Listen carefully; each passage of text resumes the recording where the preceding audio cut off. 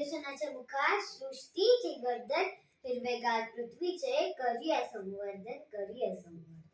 आज सर्वत्र होत असलेल्या वृक्षतोड या विषयावर बोलणे अत्यंत गरजेचे आहे.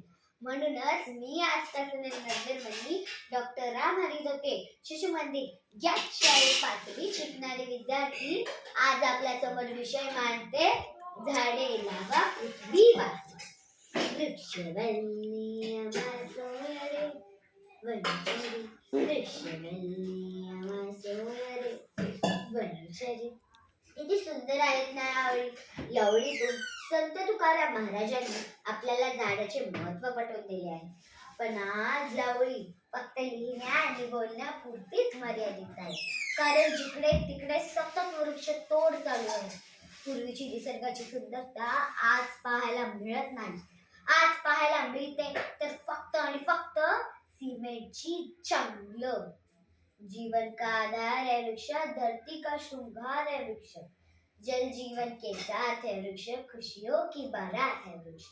कोणीतरी म्हटले आहे की त्यागाची भावना ठेवून स्वतः उन्हात उभा राहून दुसऱ्यांना सावली देतो, स्वतःची फळे औषधे दुसऱ्यांना देतो, असा वृक्ष एका सत्पुरुषासारखा आहे. अहो, साधू संतही अध्ययन तपश्चर्या करण्यासाठी वृक्षाच्या सानिध्यातच बसतो. साधारण माणूसही हवा पालटसाठी वृक्षाच्या सानिध्यातच बसतो. एक मनुष्य एका दिवसात 3 सिलेंडरमधील प्राणवायूचे श्वसन करतो.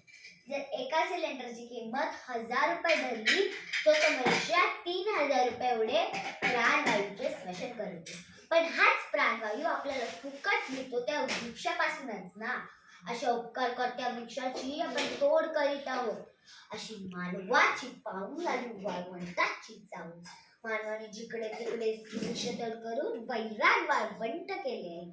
त्यामुळे हवामानात बदल होत चालले आहे, ऋतुमान चक्र बदलत चालले आहे, जमिनीची धूप होत चालली आहे, अनेक आजारांना आमंत्रण दिले जात आहे.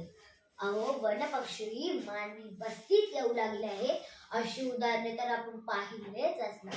आणि हे किती घातक आहे हे आपल्याला माहीतच आहे. आणि हे कुठेतरी थांबलेच पाहिजे. चला, झाड लाव यावर बदली, झाड जगू यावर लक्ष दिले पाहिजे.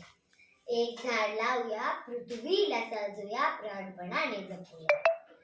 सध्याच्या काळात जसे याड लावलंय असे गाणं सगळ्यांच्या तोंडीत आहे, तसं झाड लावलंय अशी वर्तणूक जर आपण केली तर वृक्षांची आणि धरतीची झिंझिंगाट झाल्याशिवाय राहणार